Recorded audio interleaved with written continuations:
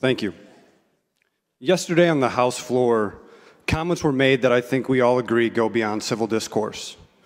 Inappropriate and insensitive remarks were made by Representative Kifowit. I'm glad to hear her apologize for her comments today as we started session. However, we cannot allow this type of rhetoric in this chamber to go unchecked. Something as hurtful as what was said yesterday cannot be allowed to stand. It sends the wrong message. That's why I'm pursuing House Rule 90.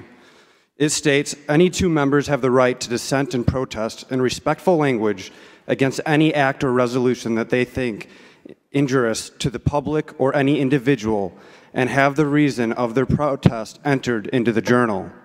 Our caucus stands united against these statements, and I'm sure my friends on the other side of the aisle do as well. That's why I'm asking all of you in a bipartisan manner to sign on to the dissent and protest that I have here in my hand that I'll be filing at the end of business today. Please visit me to sign this document because it's the right thing to do. We cannot and shall not allow words like this to go unchecked in this body. It is not a good message. Representative Breen.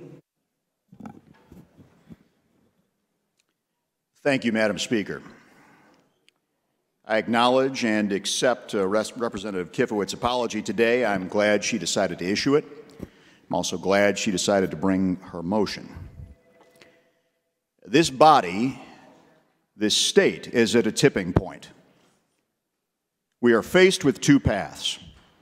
We can continue down our current path of worsening threats and even violence, or we can make the difficult decision to take the path upward to civility and decency. On our current downward course, we are headed toward mob rule. The path upward is tougher. It will require more of each of us, but in the long term, that upward path will lead this body and this state to a better place. Earlier this year, I received a death threat that prompted police protection for my home and family. Then my family and I endured a vile, filthy election campaign with $2.5 million spent to falsely connect me to rapists and child molesters. Then yesterday, we all listened as a member of this House leveled a heinous death wish on my family, my wife, and our 2-year-old and 2-month-old sons, who are the joy of our lives and, as has been stated by others, are adopted. And we know that if the representative had made that statement to me in the parking lot outside or left it on my office phone voicemail, she would be in custody right now.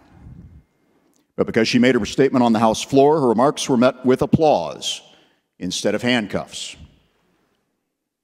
I will not be here next year, so it is up to the members of the 101st General Assembly to decide which path our state will follow going forward, whether the high road or the low road. The people of Illinois are watching to see what your response will be. The conduct on this House floor should set a high bar.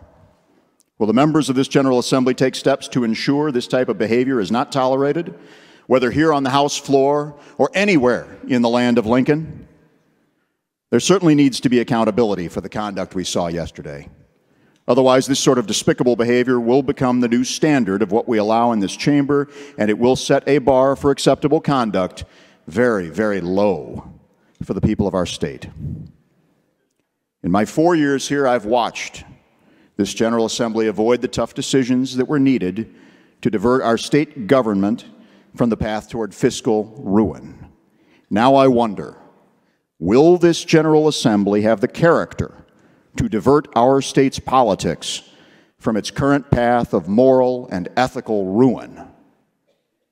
My 2 boys deserve better. Every child in this state deserves better. I hope and pray that the members of the next General Assembly choose the right path. Thank you, Madam Speaker. We will now return to the calendar on page 3 of the calendar.